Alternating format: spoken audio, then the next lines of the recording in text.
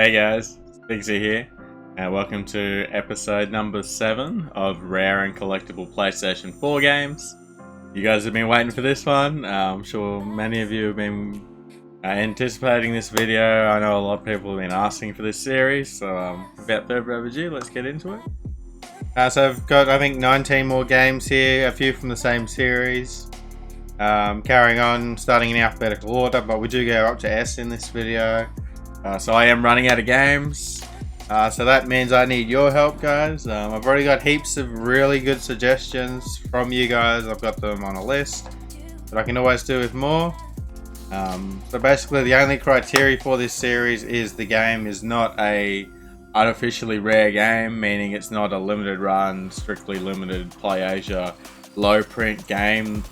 It is a genuine release that is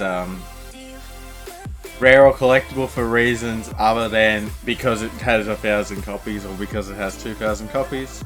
If you guys want to hear rare, limited run games, etc., I can make those videos, but they're certainly not going to be as exciting.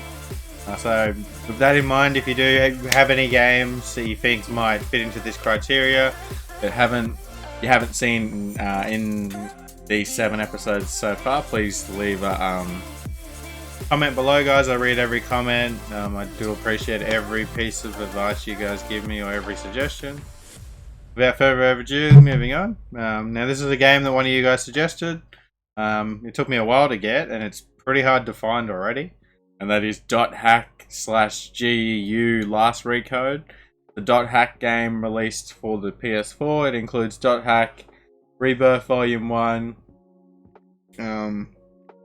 Reminiscence and Redemption. So 3 games in one. Now there is actually an Australian version. I haven't been able to find that one yet. So that just should go to say how rare this game is. I rarely take the imported version, but for now this is the version I'm going with. So regardless of your region, if you see this one under $50, guys, I'll definitely pick it up. That is .hack/GU Last Recode. As I'm sure some of you guys are aware, this series was on the PS2, and there's some very expensive .hack games out there. I can't see any reason why this might be an expensive, hard to find game in the future.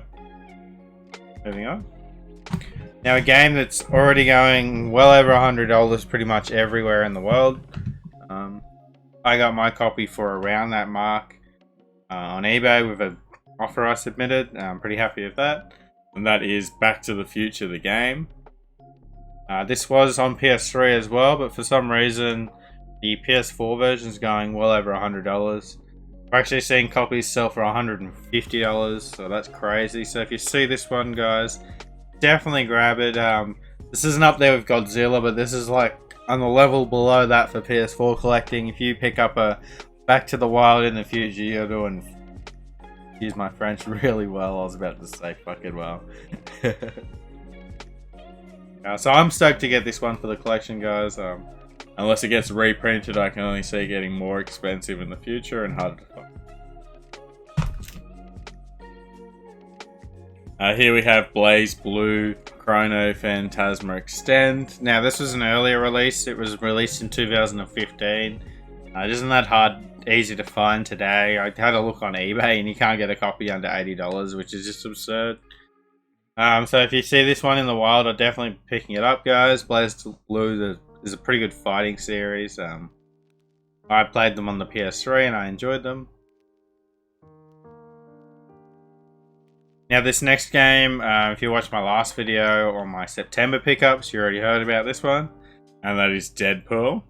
Now when this first was released in 2015, the PS3 version was actually really hard to find. I did see the PS4 version everywhere, but in the last 12 months or so, this has become very expensive. In Australia, anyways, copies are going for like $80 on eBay. That's insane. I managed to find one at EB Games for $48. But yeah, I was surprised at how expensive this one's gotten. Copies are pretty scarce as well, guys. So if you can find Deadpool under that $50 mark for the PS4, I'd definitely be picking it up. It is a great game as well. I guess only one print run being such a popular Marvel game, it makes sense that people don't want to get rid of these copies, and it's holding its value. At least it's exceeding its value. It's now going for more than what it was at retail. Now, another game that got a PS3 release is Deception 4: The Nightmare Princess. I neglected this one because it did have a PS3 release and I had the PS3 version. But once one of you guys suggested it, I realized how hard it was to actually find. So I managed to find a copy at EB Games for, I think, $28. So that is Deception 4: The Nightmare Princess. Now here's another one that I haven't managed to find the Australian version to. I actually only found out this existed a few months ago, an NIS America game. I believe my buddy Chris showed me this one. So that is Metal Max Xeno. It looks like a JRPG, I'm not entirely sure. It looks pretty cool. I haven't played it as of yet. As I said, it did actually get an Australian release as well. But regardless of where you are in the world, if you see this one under $40, I'd definitely be picking it up, guys. Pretty much all NIS America games will hold their value in the future. They're a very good publisher. So moving on, another anime game. We have One Punch Man, a hero nobody knows. Now, I rarely ever see this Bandai Namco game in the wild, guys. One Punch Man is a pretty popular anime, so I assume this one's going to be quite hard to find in the future. Like Dragon Ball Z or Naruto, where they just pump out tons and tons of copies. I don't see this one ever. And when I did see it or have seen it, it's like $48, so it's already pretty expensive. Yeah, so One Punch Man is definitely one that if you did see in the wild, I would grab it. I think this one will become quite hard to find in the future. Now, a game that I know is already very hard to find because it took me about a year to find, and that is Onechanbara ZI Chaos. It is another NIS America produced game, guys. I probably spent about 4 years to find this one. Now, there was always a copy at my local JB Hi-Fi store for $68. The price never dropped, and one day I just asked if I could have it for a better price, and they gave it to me for $40, so I was stoked at that. This goes for about $75 online. So if you can see this one under the $50 mark, I'd definitely be picking it up, guys. It does come with a manual as well.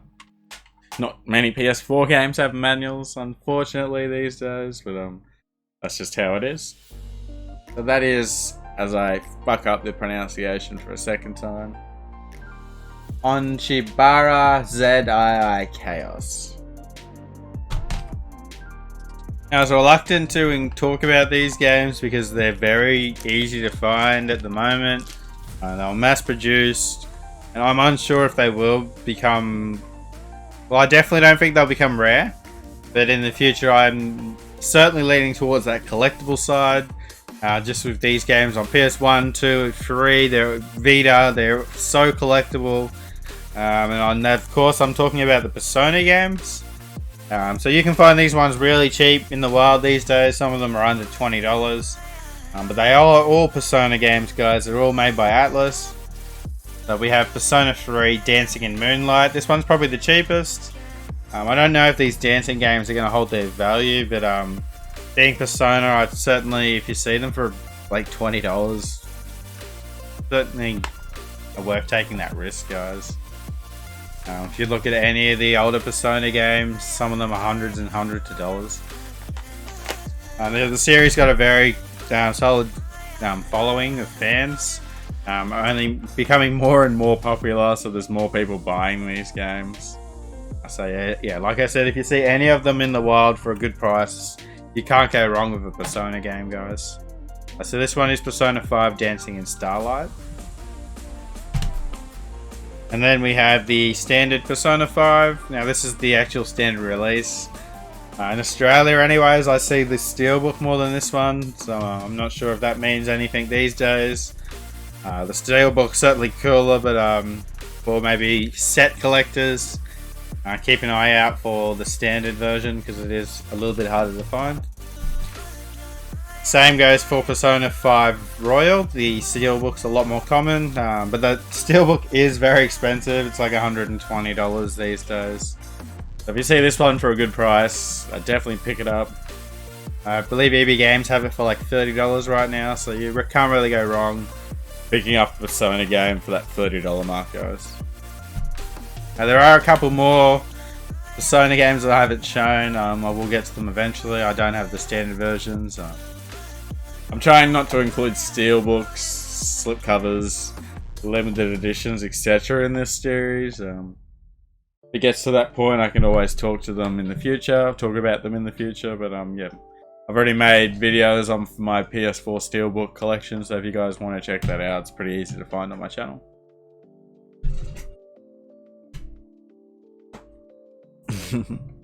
Moving on, guys, we have another JRPG. And that is the Princess Guide. It is another NIS America game. We may as well just rename this series Rare and Collectible NIS America / Atlas games. With that in mind, guys, I spoke about all these games for the PS3, and you only have to look up the price of some of these games today, and they are absurd. I only made that series 2 years ago of Rare and Collectible PS3 games. I'd never expected in my wildest dreams those games to be that expensive just by 2021, but they are. But who knows what's going to happen to these PS4 games. So this one's already pretty expensive, guys. It has a reversible inside artwork, which is awesome. I paid $48 for this one. I've only ever seen it in the wild once, so I don't regret paying that price. It's even more expensive online. So if you see this one around that $50 mark or under, I'd definitely be grabbing it, guys. And that is the Princess Guide. Expect this one to be pretty hard to find in the future. Here's another NIS America game. And that is Psycho Pass Mandatory Happiness. I picked this one up 4 or 5 years ago. It was released in 2016. I have never seen this in the wild since then. So that just should go to say how hard this is to find. I've got the hiccups. So that is Psycho Pass Mandatory Happiness. I'm not even sure what type of game this is. It might be like a visual novel or something, or a horror game. But yeah, it's just one of those games that you just never see, guys. So I expect it to be pretty hard to find in the future. Certainly one that you want to be grabbing sooner rather than later. Now here's one that is certainly an odd or obscure type game. It's nothing like the games we've been showing. But it's one that is pretty hard to find already today. I know when I grabbed my copy, there were no copies on eBay. There was 1 or 2 copies EB Games Australia wide, and there were 1 or 2 copies on CEX Australia wide. There were none on JB Hi-Fi. So with that in mind, I think this will be quite sought after by hardcore collectors, especially full set collectors, and that is Pure Chess. Like I said, there are not many copies of this out there. I expect it to have a very low print run. I'm not sure how low, but as we know, the PS4 only requires 1,000 games to actually see a physical print. And so if you see this one in the wild under that $20 mark, guys, I'd definitely grab it with the on a hunch that it might become quite rare in the future. It's all speculating, of course, but I did do a bit of research. Some other games that you might think are quite obscure. I'll just take Prison Architect, for example. You could probably find 40 or 50 copies in EB Games Australia wide, where I looked this one up and there are only 1 or 2, which Australia's a big country. I know it's not compared to the UK or America. It's certainly a smaller sample size, but we have probably close to 1,000 EB Games stores, guys. So it's certainly a good sample size to be using. So that is Pure Chess. Again, it's all speculation, but I believe this one will be quite rare in the future. Stunning, guys. It's stunning. Now here's one that is called a hidden gem by a lot of people. I haven't played it yet, but I've heard really good things about it. And I just realized it's another NIS America game. and that is Republique. I used to see this one quite regularly in the wild, but it did get a 2016 release, so I haven't seen it actually for a couple of years. I remember Metal Jesus made a video about this one a few years ago. I don't know if that's influenced how hard it is to find, but I recently just ordered the VR version from Limited Run Games. With that in mind, being a limited run game, you'd probably think the price may even go up. So if you see this one under that $30–40 mark, I'd definitely be grabbing it, guys. I can see this one being quite hard to find in the future, with the only other option being a limited run version, which is already going to be over $50. Now here's one that I found on eBay, probably about, actually it was last year, it was December last year, so 9 or 10 months ago. I've never seen this in the wild. It's a very weird looking game, obscure, so you probably won't expect many copies to be out there, not many people will be after it. But being a collector, I had to grab it. The game that's up my alley, we've got Rock of Ages 3, Make and Break. I've never seen this in the wild, ever. I go to game shops every day, guys. Stated how many countries I've been to and how many different PS4 games I've seen over probably the last decade. So for me not to see a game for sale in the wild should say something. You might see this all the time at your local game shop, and if you do, let me know. I'd be shocked if this is common somewhere, but yeah, I was only able to find a copy on eBay, so I grabbed one. I managed to find a sealed one, so that was pretty cool. That is Rock of Ages 3, Make and Break. Now here we have a one that is definitely going to be harder to find in my country than yours, because it was banned. And that is Senran, Kagura, Estival versus. I'm not going to say that again. This is I'd say a pleasure type game. It's got this very certain audience that jump on these products very quickly and send the prices quite high. Now, I don't have the Australian version, but there is an R-rated Australian version. There's a copy on eBay for $300, which no one should buy because that's just absurd. But yeah, I believe all versions of this will become even more expensive and harder to find in the future. It's already like a $50 to $60 game. Moving on, guys. Here we have another JRPG, and this is The 7 Deadly Sins, The Knights of Britannia. Now, I got a tip from this about a year ago from one of my friends. It took me a very long time to find, so with that in mind, I would definitely grab it if you see it, guys. If you see it under $50, I would pick it up. I'm pretty confident this will become a very hard to find JRPG in the future. I haven't played it, I'm not sure if it's good or not, but yeah, please let me know if you've played this one. So that is the 7 Deadly Sins, The Knights of Britannia. And the final game we're going to talk about today is one that I picked up probably 4 or 5 years ago as well. It was a 2017 release. You guys might be asking me, how do I know when it was released, looking at the game? So if you look at the back covers of all games, it always has the date. At least, I don't know if it's the date when the game comes out, but it's like the Sony Interactive date. So they're not going to put 2020 on a 2018 release. So you can work out the latest possible time it came out.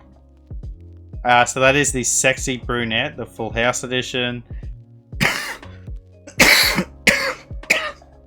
This one does come with a soundtrack, so be sure to keep your eyes out for that. It looks pretty cool. It's like a mystery type game. The cover looks amazing. I love the artwork. But I've only seen this in the wild a few times, guys, so I'd definitely be picking this one up if you see it. That is the Sexy Brutale. That was all for this episode, guys. Episode 7. I'm just going to show you guys all the games.